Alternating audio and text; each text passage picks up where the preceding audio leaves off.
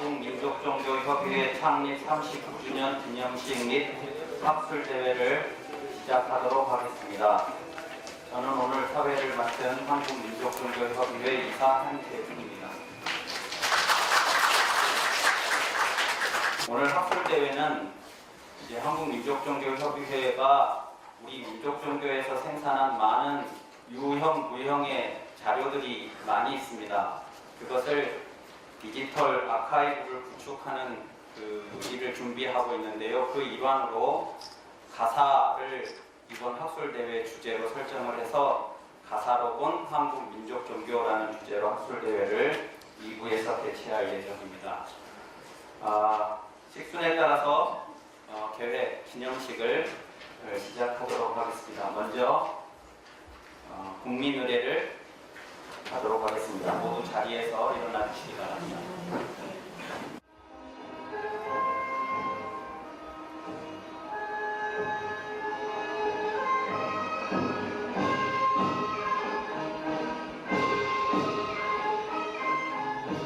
나는 자랑스러운 태극기 앞에 자유롭고 정의로운 대한민국의 무궁한 영광을 위하여 충성을 다할 것을 굳게 다짐합니다.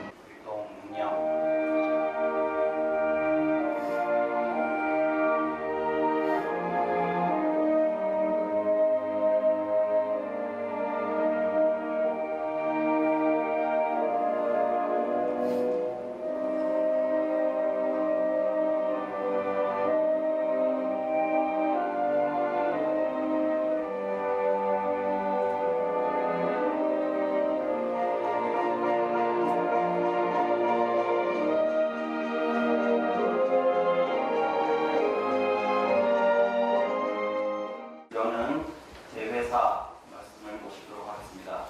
오늘 대회를 주최해 주신 한국민족종교협의회 김영하 회장님 모시고 대회사를 듣겠습니다. 큰 박수로 맞이해 주시기 바랍니다. 안녕하십니까.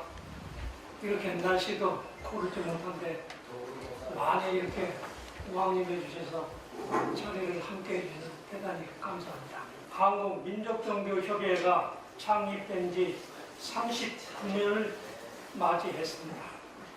그동안 우리 협의회는 민족종교에 대한 사회적 인식을 교정하고 민족종교 교단 간의 친목을 증진해 왔을 뿐 아니라 우리 사회 안에서 민족종교 이상과 역할을 꾸준히 제고해 왔습니다. 이와 같은 오늘이 있도록 길을 열어주신 민족종교의 성각자들과 물심양면으로 함께 해주신 회원교단에 심심한 감사의 인사를 올립니다. 오늘 이 행사는 창립 39주년을 기념하여 가사로 본 한국 민족종교라는 주제로 학술대회를 함께 개최하게 되었습니다. 홍익인간을 시원으로 하는 결의를 바탕으로 창립된 한국 민족종교는 우리 민족에게 가장 익숙한 방식인 가사로 교리와 사상을 전하는 독특한 면을 가지고 있습니다. 그런 의미에서 오늘 학술대회는 민족종교 연구사에서 또 하나의 장을 여는 자리가 되리라 확신하며 발표와 토론을 맡아주신 교수님들께 깊은 감사를 드립니다. 39년 전 우리의 선배들이 한국민족종교협의회를 창립했던 초심으로 돌아가 100년 전 민족종교 교조 도조님들께서 예언하시고 약속하셨던 새로운 개벽의 세상에 현실이 되도록 우리 함께 손잡고 나아갑시다. 감사합니다. 오늘 이 자리를 축하해 주시기 위해서 윤석산 천도교 교령님께서 맞아주셨습니다.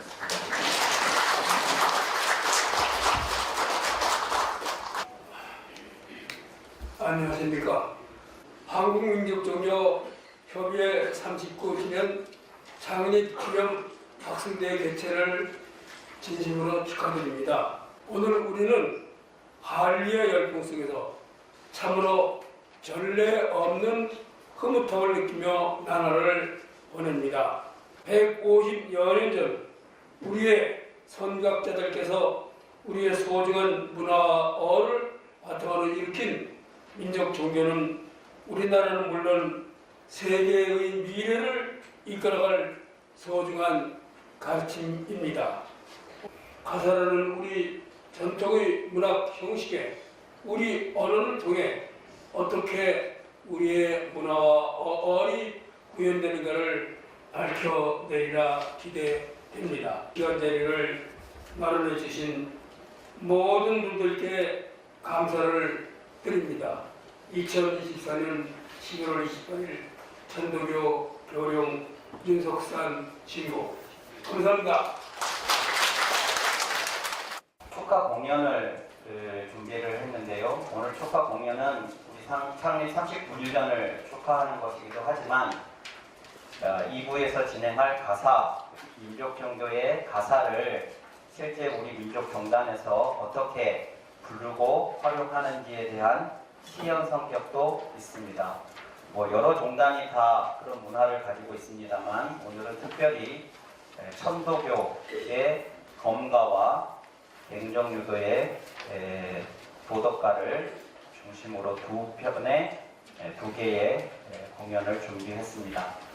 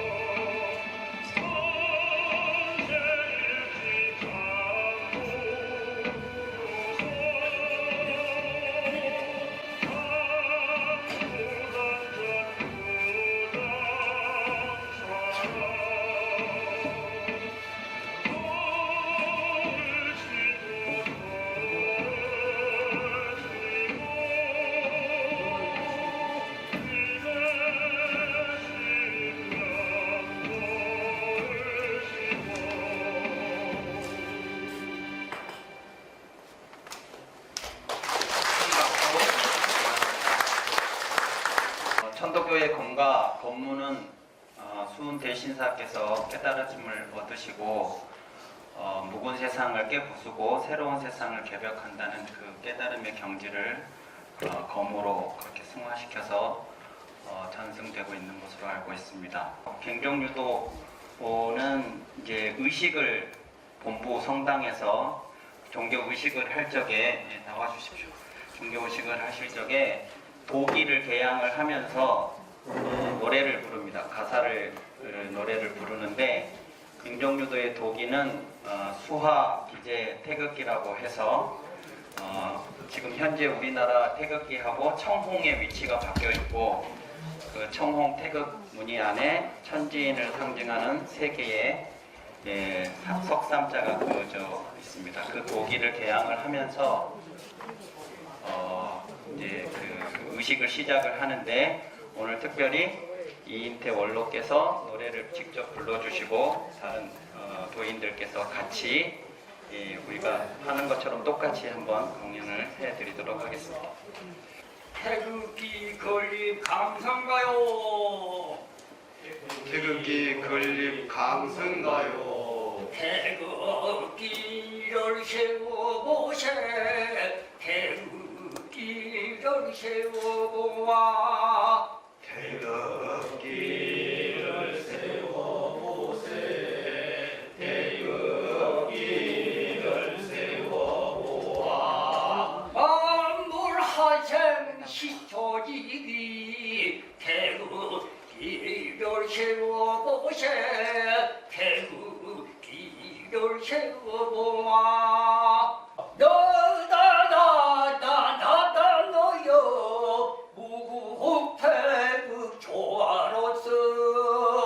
너다다다다다 너여 무국 태극 조화. 양타이름 태극기를 세워보자. 건양타이름 태극기를 세워보아. 건양다경 태극기를 세워보자. 건양다경 태극기를 세워보아.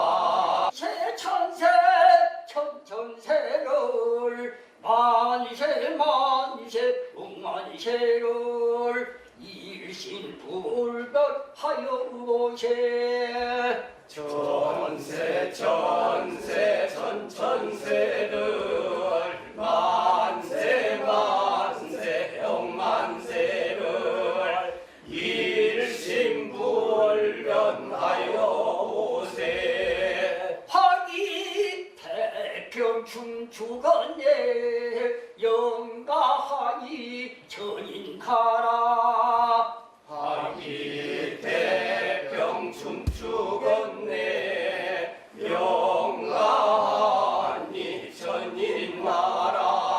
강성기화 우리 인심 강성수리 불러보세. 강선기야 우리 일심 강선수기 불러오세.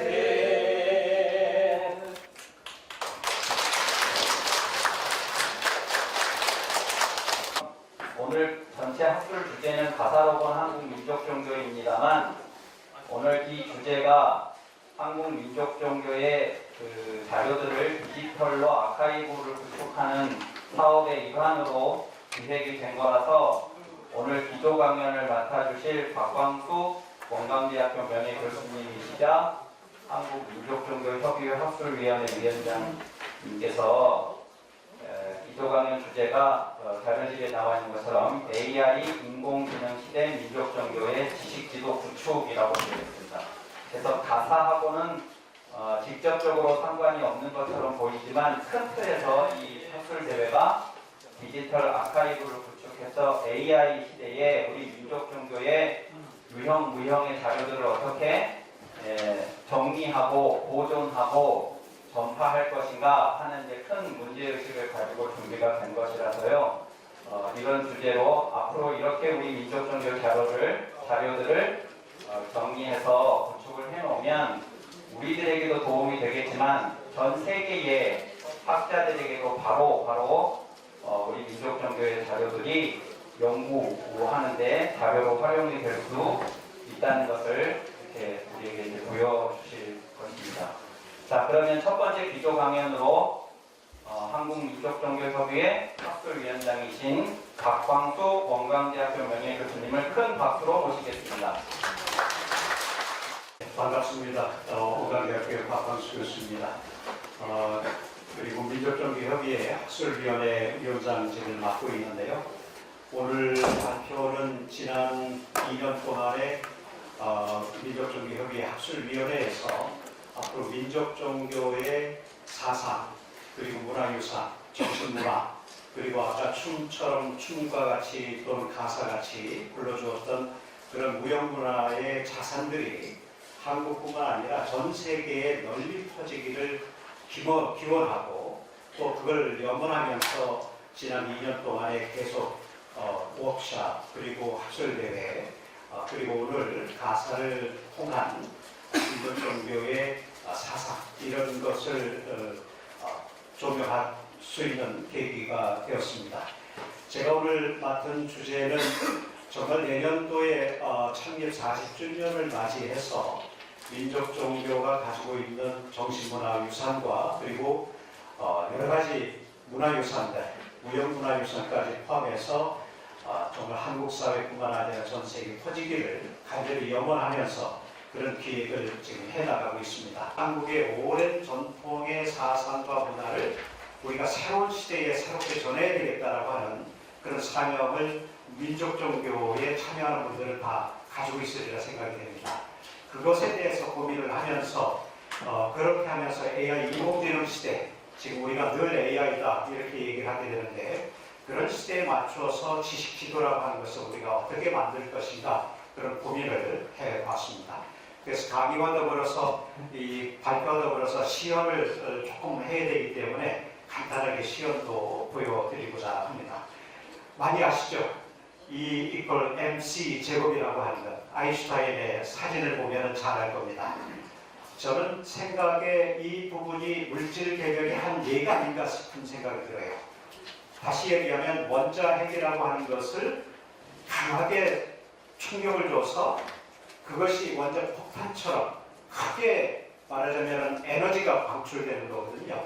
근데 그것이 잘 되면은 원자핵과 같은 원자력 발전소와 같은 무한한 에너지로 긍정적인 에너지가 되고 그것이 공격적인 형태가 되면 원자 폭탄이 되어져서 인류를 멸망시킬 수 있는 그런 무서운 에너지의 어떻게 보면 물질적 각성을 얘기해 주신 것이 아닌가 이런 생각이 들어갑니다. 한국 민족 종교에 정말 이 세상을 구원할 수 있는 그런 힘이 있나라고 하는 질문을 스스로 던지면서 제가 한국 민족 종교에 대해서 공부를 하면서 만든 방식이 C 이퀄 MS 제곱입니다.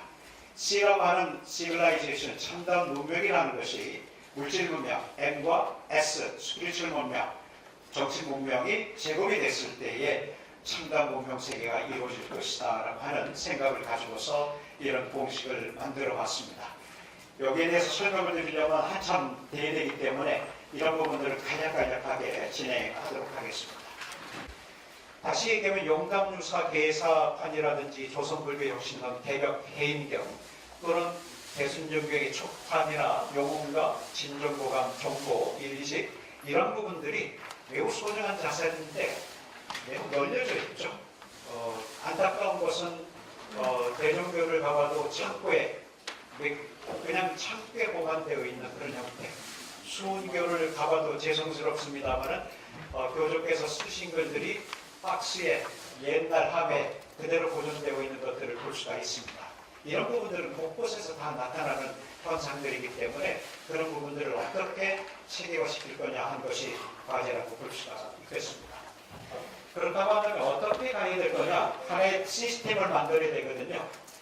이게 시스템이 잘 만들어져야 10년이고 20년이고 한 30년이고 쓸 수 있는 플랫폼이 만들어지기 때문에 하나는 모든 지식의 데이터를 제대로 만드는 작업이 이게 기본이 됩니다. 지식 기반이 링크 오픈 데이터라고 하는 LOD라고 하는 시스템을 기반으로 만드는 작업이 매우 중요하고요. 그것을 가지고서 지식이 서로 상호작용할 수 있도록 그런 작업이 필요하죠. 지식이 편파적으로 있는 것이 아니라 상호작용해서 서로의 진호를 그릴 수 있는 그런 부분입니다. 그리고 나서 세 번째가 필요한 부분이 뭐냐면 모든 자료를 분석해서 결정을 지원하는 통찰력. 이제는 컴퓨터가 통찰할 수 있는, 추론을 할 수 있는, 논리적으로 사고할 수 있는 그런 시스템이 되기 때문에 그 부분을 활용하는 작업이 앞으로 과제라고 생각이 됩니다.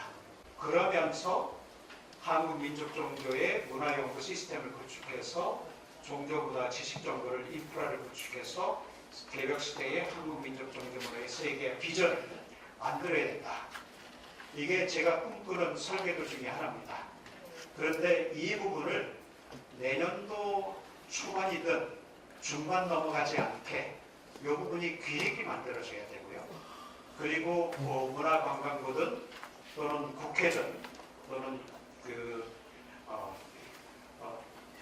그런 부분에서 관련된 부서들하고의 긴밀한 협의가 이루어져야 되고 창립 40주년을 맞이해서 내년도에 이런 부분들이 성사돼서 41년부터 창립 41년부터 전 교단에 도움 줄 수 있는 그런 시스템이 구축되어져서 모든 자료가 아주 유구하게 저장이 되고 또 보관이 되고 그런 부분들이 수많은 사람들이 활용될 수 있기를 꿈을 꾸고 있습니다. 그래서 개벽시대의 한국민족종교가 세상의 희망이 되기를 염원하면서 오늘 기조 강연 감사합니다. 먼저 박병훈 선생님의 발표를 듣도록 하겠습니다. 저는 이제 가사로 학위를 받았는데요. 박광수 선생님 아까 말씀도 너무 잘 들었고요. 앞으로 지금 민족종교의 가사들이 지금 산적해 있고 아직 잘 안 알려진 상황입니다. 그래서 민족종교 아카이브를 통해서 그런 기회가 앞으로 올 수 있게 되기를 기대합니다. 예. 제 발표 제목은 민족종교 가사와 가사 공론장이라는 제목입니다. 그래서 가사가 이제 낯서신 분도 있을 것 같은데요. 가사는 흔히 저희가 교과서에서 배웠다시피 3, 4조, 4, 4조 이렇게 4음으로 된 장르죠. 그래서 삼위인곡이니 송미인곡이니 하는 가사들이 유명하고요. 근데 그 중에 종교 사상을 담고 있는 또 종교 쪽에서 형성된 가사들이 있습니다. 그래서 불교 가사도 있고 유교 가사도 있고 기독교, 심지어 기독교 가사도 있습니다. 개신교 가사, 천주 가사. 그리고 당연히 용담사를 비롯해서 민족종교 가사라는 방대한 종교 가사들이 존재하는데요. 그래서 저는 종교 사상의 공론장으로서 가사가 작용하는 경우를 오늘 보고자 합니다. 그래서 19세기가 한국 종교사에서 굉장히 많은 종교들이 서로 각축을 벌였던 시기인데요.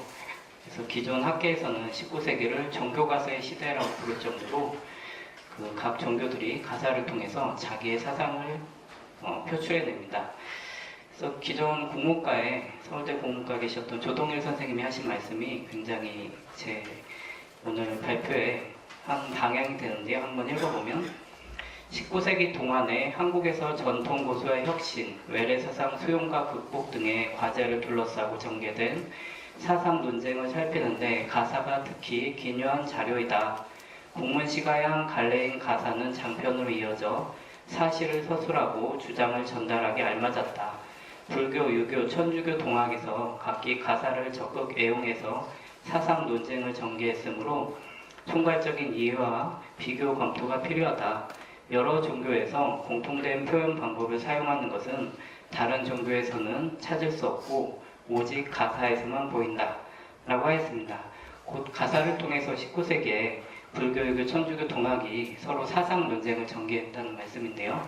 그래서 종교 가사는 동학부터 시작해서 자신의 교리를 일반으로 전하는 데 있어서 앞장을 서게 됩니다. 그래서 송옥은 교수 같은 경우에는 동학과 드디어 이제 평민공론장이라고 하는 그것을 이제 연결을 시켰는데요. 한번 읽어보면 동학은 기본적으로는 종교였지만 정치적 저항을 함축하고 있다는 점에서 정치 공론장이었고 동경대전과 용담유사 같은 교리문과 가사문학을 유행시켰다는 점에서 문예의 공론장의 성격도 포괄했다. 종교, 정치, 문예를 종합한 공론장, 그것도 양반층을 제외한 평민에게 확산 유포되었던 평민 공론장이었다.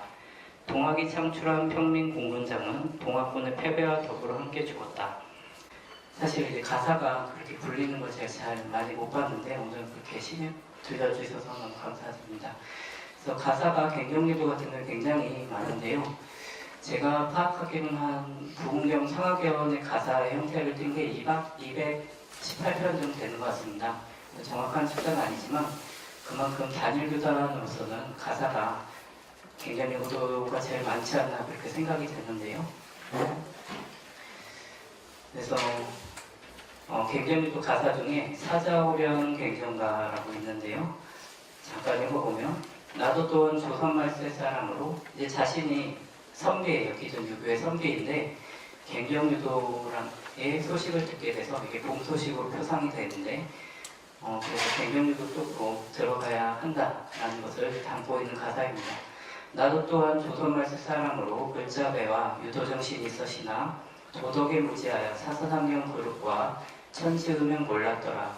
호련히 들리는마 봄소식이 귀에 언뜻 바쁜 걸음 찾아들어 중입자시 일심아를 농부에게 들어하니 상제님전 일심불변 정성으로 마친 후에 냠냠대자 불망하니 황홀정신 깨달아라.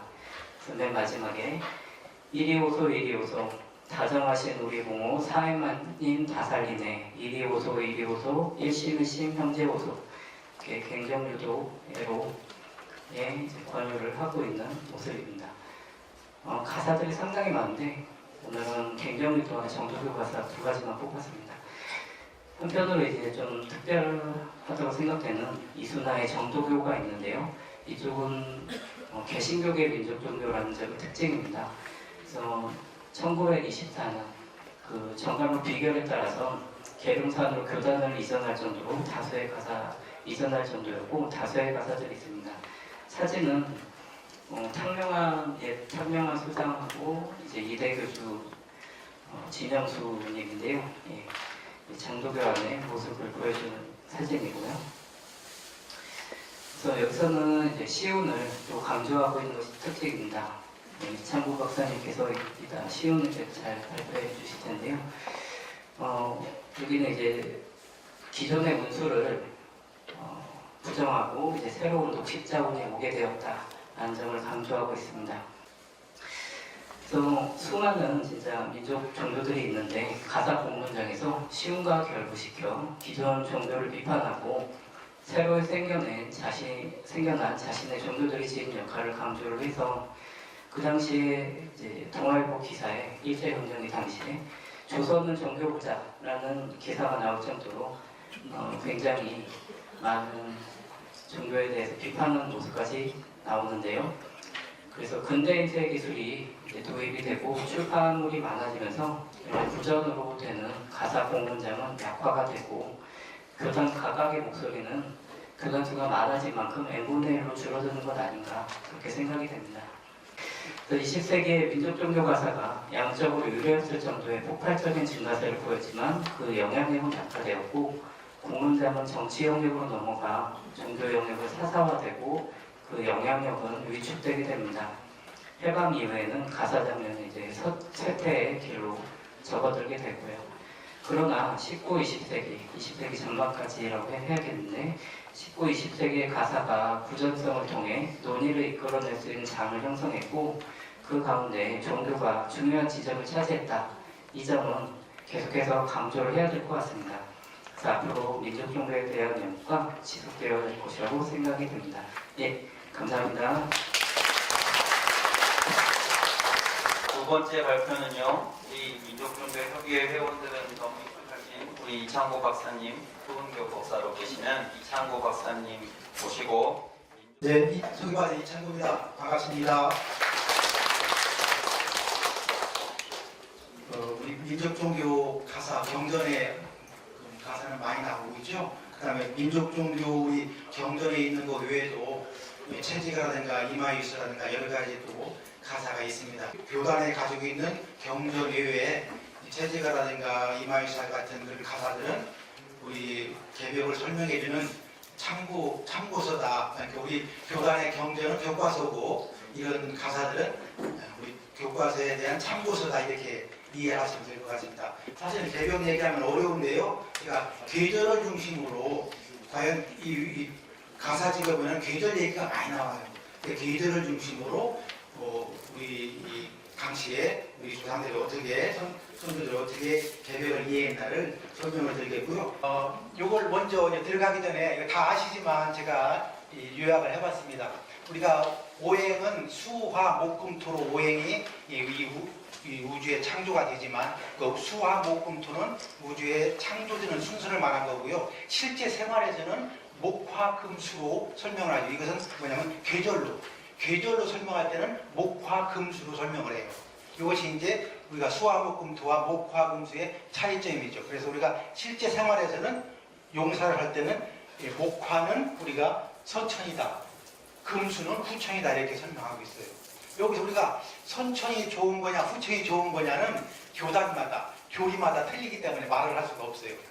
그다음 쉬운 거는 뭐냐면 특히 이제 우리 민족종교들이 일제 시기를 살았기 때문에 그 억압된 일제 통치하에서 해방되고 싶어하는 그것을 노래하는 그 당시의 상황에서 해방되려는 어떤 의미로서의 쉬운 것, 그것은 해방과 함께 특히 이제 일제 시대를 냉혹한 겨울로 표현을 했거든요. 겨울에서 봄으로 가는 걸 설명했고 또 이 봄은 그러한 계절적인 관념에 또 두 가지 뜻이 다 들어있죠. 생명성이라는 생명이 창조하는 봄에 대한 상징성이 있고요. 그래서 이 봄 세상이라는 것은 그 당시에는 일제로부터 해방을 얘기하기도 하고 또는 계절적 의미로 봤을 때 겨울에서 봄으로 가서 새로운 생명이 탄생되는 것을 또 봄으로 비유했고 또 이 봄 속에는 또 그런 생명성 외에도 또 개벽과도 같이 두 가지 뜻이 봄에는 그런 두 가지 뜻이 다 들어있다 이렇게 이해를 하시면 되겠습니다. 그 다음에 이제 앞에는 시우는 주로 이제 냉혹한 겨울로부터 해방을 의미로서의 시흥관을 봤다면 이제 이 개벽과는 아까 말씀드린 하초교역인데 봄, 여름에서 가을, 겨울로 가는 것으로 해석을 했을 때 또 그것을 또 금화 정역으로 설명이 되고요. 그래서 이 선천과 후천의 말 물론 주역에 나온 말이지만 이제 수훈 선생님에 의해서 이 개벽이 하나님과 직통하는 개벽의 이제 의미가 바뀌어요. 주역에서 했던 물론 주역이 선천 후천의 말은 우리가 지금 알고 있는 선천 후천과 조금 의미가 다르지만 용어는 나왔지만 수훈 선생님에 의해서 이 개벽이 하나님과 소통하는 그런 개벽으로 바뀐다. 그래서 우리가 이해할 필요가 있겠죠. 그래서 개벽 후 5반년에 내가 또한 천일이다. 그래서 하나님과 나와의 관계 속에서 이제 개벽이 언급되고 있죠. 물론 증산 선생님이 마찬가지죠. 내가 하늘과 땅을 고쳐서 후천을 개벽하겠다. 여기서 이제 수훈 선생님은 개벽 후 5만년이라는 말을 하셨고 증산 선생님이 이제 후천을 개벽하고 그래서 우리가 동학에서는 다시 개벽이라는 말을 쓰고 증산교에서는 이제 증산계열에서는 후천개벽이라는 말을 쓰고 있죠. 여기 후천개벽이라는 말을 쓰고 있고요. 또 우리 소태단 선생님은 다 아시는 것처럼 물질의 개벽이 정신을 개벽하자. 또 영신당 선생님은 돌아오는 것이 뭐냐? 춘심이다. 춘심을 위주로 하는 것이다. 그래서 이제 봄춘자를 강조하고 있죠. 그래서 춘심은 특히 이제 이 봄 하면은 이제 우리 어둠에서 밝음으로 가는 것. 밝음을 더 강조하고 있죠. 그래서 개벽을 뭘로 볼 거냐? 어둠에서 밝음으로 가는 것을 개벽이라고 볼 수가 있고 또 하나는 뭐냐면 가을이라는 결실을 맺는 것을 목적으로 하는 그 개벽이 있는 거죠. 개벽에 우리에서는 민족종교는 두 가지 의미로 개벽이 나누어지고 있죠. 나도 그 개벽에 결국은 우리가 인간이 성숙하고 성장하는 그런 보람이라면은 나도 성공하고 너도 성공하고 너희 집안 우리 모든 집안이 결국은 성공하는 것이 우리가 개벽을 염원하는 목적이 아니겠다 이렇게 생각합니다. 아무튼 이 개벽권을 통해 가지고 우리가 다시 한번 이 9,5만 년 만에 찾아오는 이 개벽을 우리가 주인으로 맞이하면 그 개벽에 그래서 우리가 성공하는 시대를 열 수 있지 않을까 이렇게 생각합니다. 이것을 마치겠습니다. 네, 인사드리겠습니다. 원광대학교에서 온 조성환이라고 합니다. 예, 제 전공은 한국 철학이고요. 주로 그 동학, 천도교, 원불교 쪽을 공부하고 있는데 저는 어떻게 하면 우리가 이상사회로 갈 수 있을까? 그러기 위해서는 먼저 현실에 대한 이제 인식이 필요하겠죠. 아마 아까 이창구 선생님의 시운관 쪽이 그쪽일 것 같아요. 그 다음에 그거를 넘어서기 위한 이제 방법론이 필요하겠죠. 박병호 쌤의 박사 논문 주제인 도덕과 가사, 그러니까 도덕 수양이 이제 필요성을 말할 거고, 마지막에 이창구 선생님 그 틀에 가면 개벽, 어떻게 하면 우리가 이제 개벽 세상에 도달할 수 있을까? 이 세 가지 단계로 가사를 한번 분석해봤고, 이제 만약 욕심을 낸다면 제가 분석하지 못한 동학과 원불교 이외의 가사들이 많이 있지 않습니까? 그 가사들도 저런 틀로 이해할 수 있을까? 그게 이제 저의 과제입니다. 문제의식의 계기라고 제가 썼는데요. 현실 진단, 동학가사가 워낙 유명한데요. 그다음에 제가 이제 원광대학교에 있으니까 주로 원불교를 많이 접하게 됐습니다. 근데 물론 이제 그 내용적으로는 다르지만 저 최재우하고 원불교 창시자의 소태산 두 분이 두 분 다 역시 지금 현실에 대한 지금도 우리가 인류가 겪고 있는 아까 박광수 교수님도 말씀하셨습니다만 어떤 인공지능이 발달함과 동시에 또 기후 위기라는 다중 위기 시대인데요. 비슷했던 것 같습니다. 그래서 최재우의 가사에서는 주로 그 외세의 위협에 대한 위기의식이 강하게 느껴지고요. 물론 이제 우리 인간들은 각자 의심이라고 하면서 그러면서 이기심에 빠져 있는 거 정신적으로. 그래서 그 외세의 위협에 대한 위기의식을 표출한 게 저 유명한 보구간민이란 말이죠. 문 얘기는 이제 쉬운 이제 알겠죠. 저 보구간민이 중요한 거는 나중에 동학문민혁명 때도 저 슬로건이 그대로 이제 이어집니다. 정치적으로. 그다음에 소태산의 경우는 조금 내용이 달라집니다. 이게 시간적으로는 최소 50년 이상의 간극이 있는데요. 일제 강점기 시대고 그 당시 일본을 통해서 이제 서양 철학의 용어들이 들어오는데 그게 물질과 정신이라는 그 이원론적 용어입니다. 그대로 들어가 있죠. 지금 시대를 진단하는데 물질은 비약적으로 발전하는데 마치 지금 우리가 겪고 있는 모습 같습니다. 그로 인해서 편리함은 늘어났지만 우리가 저 물질의 노예가 되니까 정신이 점점 약해서 노예가 되고 있는데 이 고통의 상태를 어떻게 할 것인가라는 이제 그런 비슷하면서도 약간 다른 현실 진단이 있습니다.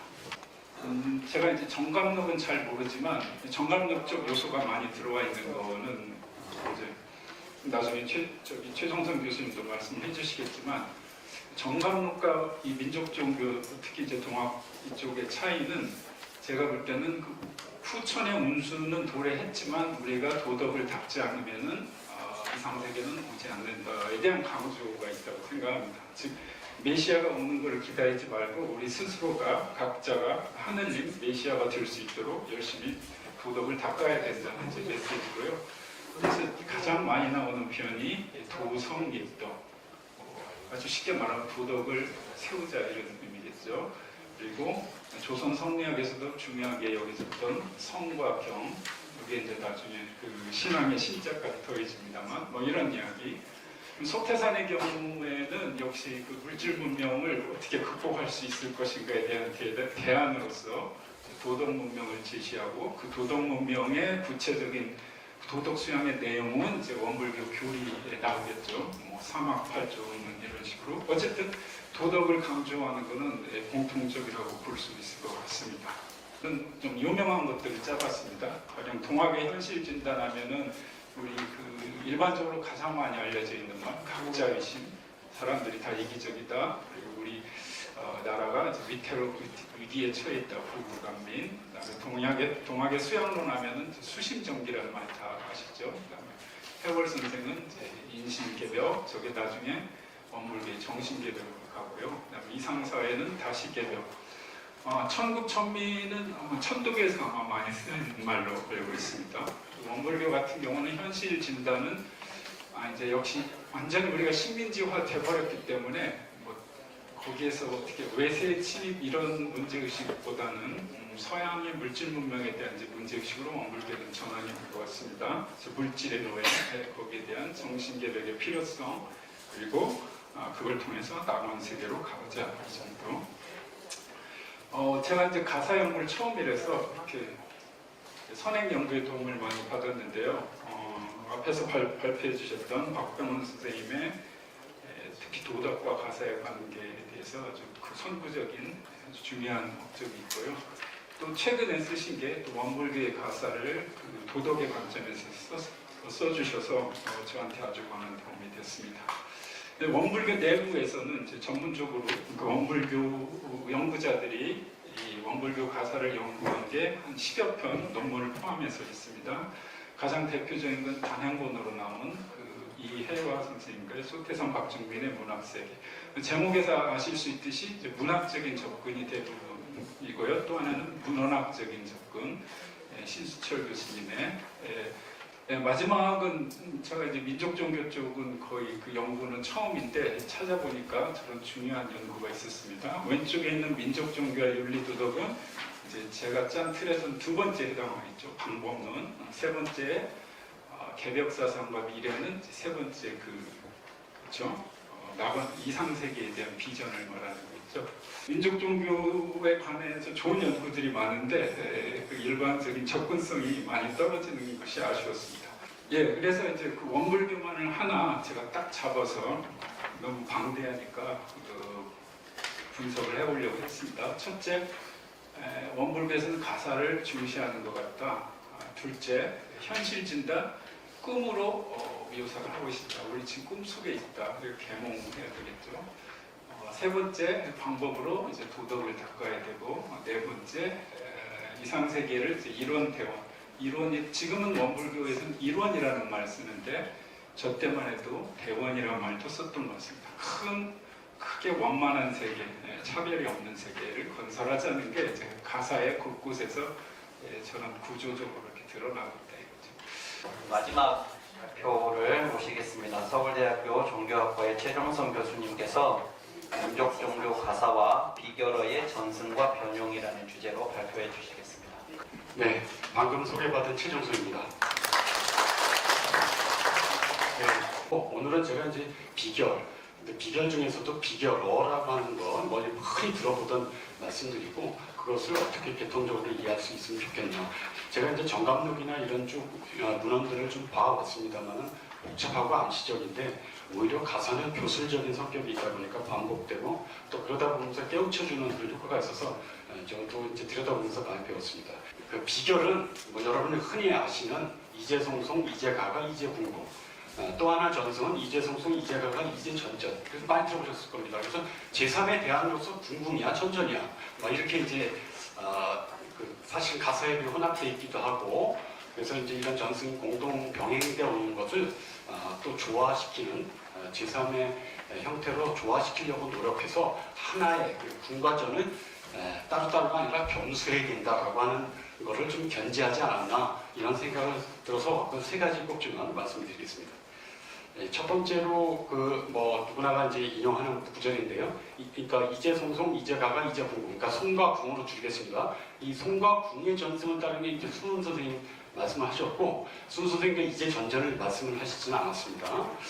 자, 여기도 보면 임진 때 이제송송 그다음에 홍경래 난이겠죠. 1813년, 12년에서 13년으로 갔던 홍경래 난 이제가가 그리고 이제 새로운 그 세상 도래하는 이제궁금인데 되게 고종실록이나 이제 이런 걸 참조해 보면 갑자년이라고 했습니다. 그때 갑자년은 이제 1864년이겠죠. 상황갑자 시작되는 그래서 굉장히 임박한 아주 긴박성을 보여주는 것이었다 이렇게 볼 수 있겠습니다. 그런데 사실은 동학교에 상주동학교죠. 상주동학교에서 1920년대, 30년대 지어진 가사들은 이거 좀 변화가 있습니다. 임진 때 이제송송, 그다음에 가산 정주 때 이제가가까지는 다 같은데 이제 갑자년 이미 지나간 과거가 되었습니다. 이제 그때 지금 시절대로 이렇게 바꿔서 이제궁금 이렇게 언급된 게 좀 차이라면 차이고 그것은 후속 신앙인으로서는 당연히 가질 수 있는 김박수는 언제든지 부여해주는 그 종교의 특징상 그는 가능하다고 세고 사실 이제 궁극이나 전전도 포함해서 가사에 많이 활용이 되는데 실은 정감록 주류문헌에는 잘 안 나타납니다. 주류는 잘 안 나타나고 그 야나기타 분지로라고 하는 일본 사람 1923년에 이때 무더기로 정감록이 아주 경쟁적으로 발간이 되거든요. 근데 이 사람도 이제 고서점을 하던 사람인데 조선에 와가지고 명동 근처에서 고서점을 열었고 이때 진본 정감록이라는 독특한 판본을 냈고요. 같은 날에 김용주 이 사람도 한국말을 제대로 할지 모르는데 미국에서 자라고 했지만 역시 두툼한 정감록이라는 책을 냈는데 그러니까 여기에 보이는 일부에서 이제 궁궁이라는 게 쓰였는데 이거는 아마 정감록 비결 문헌 중에서도 조금 후대장이 아닐까 하는 인구유토 역시 워낙 장택단이라고 하는 이제 한림 박사가 그렸는데 이분이 워낙에 이 그림이 유명해서 모작도 상당히 그 후대로 많이 나왔는데 여기 우물을 한번 보십시오. 중국의 우물들은 이렇게 특히 이제 사람들이 많은 곳의 우물은 이 네 꼭지를 이렇게 해놨습니다. 밭전자 모양의 나무 틀을 만들어가지고 네 명이 동시에 그러니까 수도꼭지 4개 달아놓은 거죠. 그래서 이거를 눈이 4개다 해가지고 사안정 이렇게도 쓰고 이걸 조금 록강 같은 거를 놔가지고 이렇게 구멍할 때 공짜를 써가지고 사공정 이런 게 많이 나오는데 우리 풍속도에는 잘 보이지 않습니다. 그러니까 태평성시도라든지 제가 그림은 여기 없는데 그 자료에 있습니다. 그 단원이 그렸던 우물도 이제 그런 형태는 아닌데, 이게 그래서 이제 어떤 밭전자도 이제 의미는 많이 통하지 않겠나 하는 거를 말씀드리고, 이제 마지막으로 이제 궁궁이라고 하는 게 송과 궁의 전승하고 송과 전의 전승 그러면 그냥 내버려 둘 거냐? 그러진 않고 이 둘을 어떻게든 수렴시키고 조화시키려고 하는 움직임이 가사 속에서 확인됩니다. 그래서 궁물의 어떤 문수를 얘기하면서도 이제전전을 얘기하고 그리고 그 둘을 수렴시킬 수 있는 아짜전 여기 지금 이 청림교 가사인데요. 이 동학교 가사랑 대단히 유사합니다. 이 안짜전, 이 아짜전이죠. 아짜전인데 이제 안짜전이라고 해서 이 버금 아짜를 쓰기도 했고요. 그 다음에 이 동학교도 가사에는 아짜질, 그러니까 길이라는 뜻이겠죠. 아짜길을 해서 궁궁이치가 아짜질이고 버금 아짜를 보면 여러분 그 110자가가 보이죠. 그리고 요 궁을 갖다가 이렇게 좌우로 이렇게 선대칭 180도 중심선에서 전쪽으로 틀고 우쪽으로 틀면 이 아자가 나오잖아요. 그래서 궁궁의 이치가 여기 들어있으면서도 모양상으로는 밭전자가 2개를 겹쳐놓은 것 같은 이미지가 있기 때문에 궁과 전을 수렴한 이 아자 형태로 이제 상징하는 게 많이 있다고 생각이 됩니다. 비결어를 계승하면서도 자기 스타일대로 자기화시켜가지고 활발하게 전개했고 그러면서 이제 특유의 구원론과 그리고 어떤 좌정수도라고 하는 종교적인 도덕을 함양시키는 길로 나아가고 보통의 문헌에서 암시됐던 것을 훨씬 가사들은 반복적으로 교술적으로 이렇게 표현했기 때문에 특히 관찰자 입장에서는 보고가 아닐 수 없다 이런 생각을 드리면서 발표 마치겠습니다. 감사합니다. 기조강연과 4편의 주제 발표가 모두 끝났습니다. 이제 종합토론 시간인데요. 잠깐 단상을 정리하도록 하겠습니다. 오늘 그 세미나의 사회 종합토론의 사회를 맡은 그 민족정계협의회 자문위원으로 있는 윤성현 이사입니다.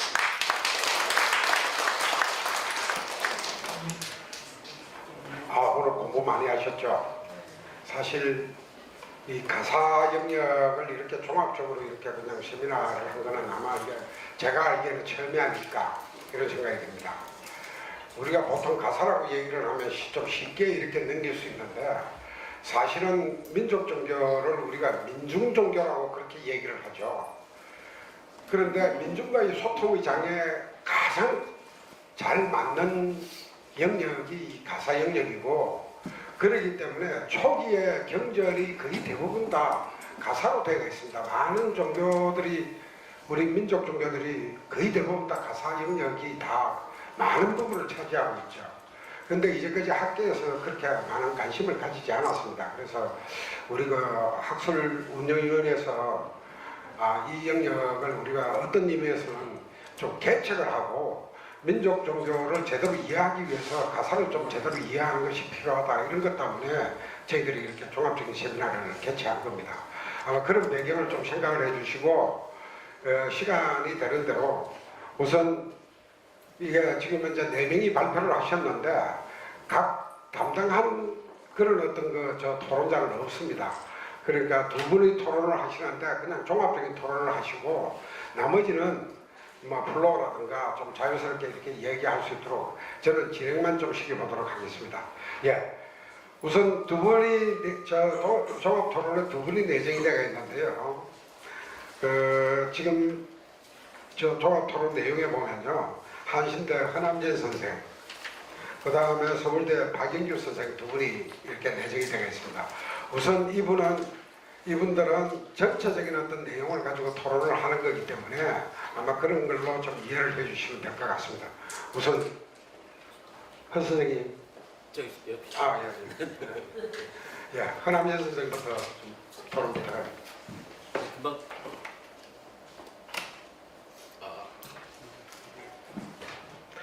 금방 소개받은 허남진입니다. 근데 전체가 아니고요. 저희 두 명이 이제 분담을 했습니다. 그래서 저는 조성환 선생님과 박병호 선생님의 그 논문에 대한 이제 그 토론을 했고요. 옆에 계시는 박용희 선생님께서 최정 선생님과 이창훈 선생님에 대한 이제 토론을 진행을 했습니다. 사실 저가 이렇게 이 민족 종교 가사에 대한 토론을 할 줄은 꿈에도 생각을 못했고요. 특히나 좀 전에 말씀하셨던 박병호 선생님은 이제 박사학위 논문 자체가 바로 이제 민족 종교 가사입니다. 결국 이분을 넘어설 수 있는 관점은 저는 없습니다. 그렇지만 제가 읽어보면서 그래서 이제 지적보다는 좀 의의 중심으로 좀 말씀을 드리고자 합니다. 그래서 빨리 진행을 하기 위해서 제가 준비한 이제 원고를 읽도록 하겠습니다. 조성환 선생님과 박병호 선생님의 연구는 모두 민족 종교 가사를 새로운 관점으로 조명하여 그 사회적 종교적 의미를 심도 있게 분석한 중요한 시도로 평가할 수 있습니다. 조성환 선생님의 발표문은 민족 종교 가사가 담고 있는 이상사의 비전과 그 구조적 특징을 심도 있게 분석한 연구이고요. 또 하나는 민족 종교 가사가 단순히 종교적 이상을 노래한 것을 넘어 도덕적 수양과 현실 비판, 미래 비전을 담은 구조적 특징을 가지고 있음을 설득력 있게 설명했다고 저는 생각을 합니다. 특히 체제와 수태선의 가사를 비교하면서 시대적 맥락 속에 나타난 사상의 변화를 구체적으로 드러냈다는 점에서 매우 저는 인상적이었습니다. 한편 박병호 선생님 같은 경우는 바로 가사의 공론장 역할에 주목을 했습니다. 바로 동학, 천주교, 불교 등의 사상이 가사를 통해 서로 비판과 논쟁을 주고받는 과정에서 새로운 종교 담론이 형성되었음을 강조를 했습니다. 결국 민족 종교 가사를 사상 논쟁의 장으로 기능한 매체로 바라보는 시각은 매우 독창적 관점을 생각을 합니다. 앞으로 개념의 구체성과 자료 분석의 정밀성 그리고 다양한 민족 종교 사례를 추가한다면 결국 이 논지에 대한 이해와 설득력이 더욱더 깊어질 거라고 생각을 합니다. 이하에서는 좀 더 구체적으로 각각의 논문에 대해서 말씀을 드리고자 합니다. 첫 번째는 바로 조성환 선생님의 이제 발표문은 바로 민족 종교 가사가 갖고 있는 이상사의 비전과 그 구조적 특징을 분석한 연구입니다. 자, 제가 준비한 토론 여기서 마치도록 하겠습니다. 우선 토론을 하고 난 뒤에 질문에 관련해서는 필자들이 좀 자기 답변을 좀 할 수 있는 시간을 별도로 드리겠습니다. 토론을 다 하고 난 뒤에 하겠습니다. 김인규 안녕하세요. 저는 민족종교협의회에서 발행한 여러 연구서 책자를 계속 관심 있게 보고 읽었고요. 그래서 이번 학술대회에 참여할 수 있는 기회를 주셔서 감사하다는 말씀 먼저 드리겠습니다. 이렇게 민족종교 연구를 하고 있지만은 가사에 대해서는 깊이 천착하지 못했습니다. 그래서 토론이라고 하기는 좀 부담스럽고 두 분 선생님의 발표에 대해서 전반적인 어떤 느낌이라든지 들었던 생각을 말씀드리고자 합니다. 저는 그 학위 논문은 이제 보청교 증상계 종단에 대해서 논문을 썼었습니다. 그래서 그 두 분의 이제 발표와 글을 듣고 제일 먼저 느낀 거는 참 용어가 어렵다. 민족 종교면 우리 민족의 종교인데 이런 비결어라든지 용어가 쉽지 않구나. 과거에 이제 민족 종교를 신앙하시고 수행하셨던 분들 그리고 지금 민족 종교 관련돼서 이렇게 활동하신 분들이야 익숙하겠지만은 이게 현대인들한테 또 민족종교 연구자들한테도 이게 어려운데 이게 얼마나 어려울까. 그래서 이런 어려운 이런 용어들을 이 두 분께서 설명을 해주시고 또 민족종교 교단에서 이런 비결어 이런 용어들을 어떻게 이해하는지를 설명해 주신 연구라서 향후에 민족종교 관련 연구를 하시는 분들이나 아니면 민족종교에 좀 관심이 있거나 아니면 뭐 입도를 하시던거나 아니면 입교를 하시는 분들에게 굉장히 좀 도움이 되겠다, 그런 느낌이 먼저 들었습니다. 그래서 최종훈 선생님의 글에서 이런 비교로의 전유를 여타의 동학교단과 민족종교로 좀 더 확대해서 설명해 줄 수 있는지 여쭈고 싶고요. 또 이창구 선생님의 글에서는 하추 교육과 달리 금화 정역의 경우에 금화의 상극과 토의 중재가 논의되고 변화가 예상이 된다. 어떤 급변한 변화가 있다. 이런 말씀하셨는데 민족종교 계열 가운데 이런 후천기백기에 괴질운수, 괴질, 병거, 전쟁 이런 또 환란이라든지 진통에 대한 얘기를 하고 있다고 알고 있습니다. 그래서 이런 글의 전반적 논의와 관련해서 이런 변화에 대해서 어떻게 생각을 하시는지 여쭈고 싶고요. 두 분의 발표에서 나타난 이런 용어들이 어렵고 생소하게 느낄 수 있는 것은 비결을 말 그대로 숨겨놓은 거잖아요. 비밀스럽게. 그래서 또 파자를 해놨고 추상스럽고 추상적으로 비밀스럽게 감추었기 때문에 당대의 그 민족 종교인들께서도 다양한 이해와 해석이 있었던 것으로 보입니다. 특히 이런 역학 관련 내용도 유교적 소양이 당시에는 당연히 있었겠지만 지금은 이제 유교라는 게 또 많은 공부가 필요하지 않습니까? 그래서 현대인들에게는 생소할 수밖에 없을 것입니다. 그래서 아까 가사라는 게 한글로 전하다 보니까 민중들이 쉽게 할 수 있다고 하지만은 또 지금의 관점에서 봤을 때 오히려 마치 어려운 장벽처럼 외계어처럼 느껴질 수 있을 것 같습니다. 그런 측면에서 이 두 분의 연구는 민족 종교를 이해하는 데 주요한 초석이 될 것 같습니다. 더 나아가서 종교라는 게 계속 현대의 문제에 대해서도 교리적으로 해석을 해주고 대안을 제시를 해주셔야 되잖아요. 과거에 없어지고 사라진 종교가 아니고 계속 발전하고 성장하고 현대에도 나아가려면 아까 이제 박강수 교수님께서도 이제 민족 종교를 세계화해야 된다. AI도 나오고 아주 최첨단 이런 기술에 대한 내용이 나오는데 그래서 이런 세계 정세라든지 앞으로 이런 환란이라든지 여기에서도 다시 교리적으로 재해석할 수 있는 여지가 충분하고 거기서도 우리가 얻을 수 있는 지혜가 있을 것이라고 생각합니다. 그래서 여기서도 생각하시는 부분이 있는지 그런 걸 여쭈고 싶습니다. 이상 마치겠습니다. 감사합니다. 네, 수고하셨습니다. 사회 소통의 공론장의 어떤 가사가 그런 어떤 의미에서 사실은 사회 공론의 소통의 공론장이라는 게 너무 좀 큰 얘기가 되라서 사실은 그 민중들과 아니면 민초들의 어떤 신도들과의 어떤 소통장의 어떤 측면이 좀 강해서 좀 숙소에서 좀 생각해야 되지 않을까라는 그런 어떤 그 얘기입니다. 그래서 어떻게 보면 이게 사상의 토론장 이런 걸로만 좀 보기에는 좀 한계가 있지 않느냐. 왜냐하면 사상 토론이라는 것은 어떤 의미에서 보면 지식인들 내지 아주 교리를 담당하는 사람들의 이제 토론장들이기 때문에 이제 그런 질문이 좀 들어왔네요. 거기에 대해서 좀 답변을 좀 해주시면 좋겠고요. 그 다음에 이제 이창구 선생님 발표의 어떤 내용 중에서 보면 과도기에 우리가 선우천을 간다든가 뭐 이렇게 개벽을 간다든가 이럴 적에 과도기적인 어떤 괴질 운수라든가 뭐 이런 어떤 부분들이 있는데 그 부분들에 관련해서 뭔가 좀 이렇게 그냥 좀 중간 운수에 관련해서 좀 설명이 더 필요하지 않냐 뭐 이런 어떤 질문인 것 같습니다.